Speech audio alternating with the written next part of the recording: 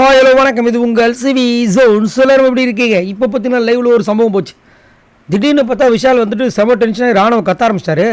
ஏன் எதுக்குன்னு அப்படி பார்த்தீங்கன்னா ஒன்றுமே இல்லை. பக்கத்தில் வந்து நம்ம ஆள் முத்துக்குமரன் வந்துட்டு செம டென்ஷனாக வந்துட்டு அந்த பனிஷ்மெண்ட்டை வந்து பண்ணிகிட்ருக்காப்புல.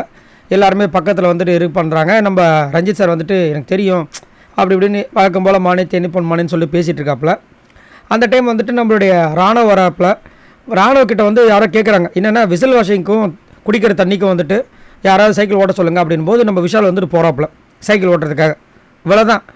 அங்கே வந்து எல்லாம் போயிட்டாங்களா அப்படின்னு கேட்குறாங்க, கன்ஃபர்மேஷன் பண்ணாங்க. இவர் என்னாச்சின்னு தெரியல, ராணுவ திடீர்னு கத்துறாரு, ஹோய் உக்காந்தாச்சா அப்படின்னு கத்திட்டார்.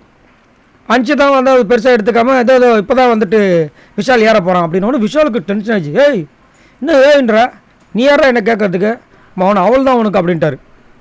இல்லைடா சும்மா ஒரு பேச்சுக்கு சொன்னேன்டா, ஏன்டா கோவப்படுற அப்படின்னு. அவனை என்கிட்ட ஒழுங்காக பேசிக்கோ அப்படின்ற மாதிரி கத்த ஆரம்பிச்சிட்டாப்புல. அதுக்கப்புறம் வந்துட்டு அவருக்கு உள்ளுக்குள்ளே செம்ம காண்டாச்சு. ஏன்னா அவர் தான் வந்துட்டு ட்ரெண்டிங் ஃபெல்லோ இல்லை. அதனால் இவன் என்ன பண்ணுறதுன்னு யோசிச்சுட்டு டப்புன்னு டேய் கார்டு ஹோல்டர் பார்த்து நடந்துக்கிட்டாப்புல. கார்டு ஹோல்டர்னால் என்னென்னு உங்களுக்கே தெரியும். ஏன்னா ஏற்கனவே எல்லோ கார்டு வாங்க வேண்டிய ஆள் இல்லையா. ஸோ அதை வந்து அங்கே வந்து போட்டு சொல்லிட்டாப்புல. இது ஏதாவது பிரச்சனை வருமானு தெரியல.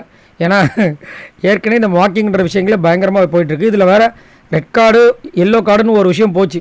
என்னென்னா ராணுவுக்கும் ரயானுக்கும் பெரிய பிரச்சனை போய் கடைசியில் கார்டு கொடுக்காம இது பண்ணாங்க. பட் போன வாரம் சொல்லிட்டாங்க, இதுக்கப்புறம் திரும்ப இந்த மாதிரி நடந்துச்சுன்னா நான் பேசிட்டு இருக்க மாட்டேன், கார்டு தான் கண்டிப்பாக கொடுப்பேன்னு.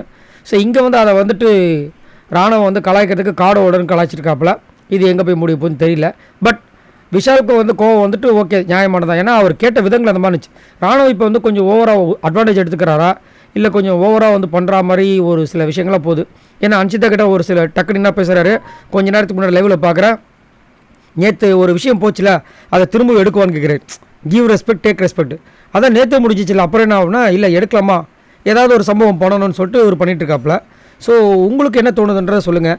ராணுவம் ஏன் திடீர்னு இந்த மாதிரி மாற்றங்கள் கொடுக்குறாரு? ஒருவேளை இதுதான் அவரோட கேம் ஸ்ட்ராட்டஜியா? மறக்காமல் கமெண்ட்ஸ் பண்ணுங்கள். பாய் நண்பர்களே.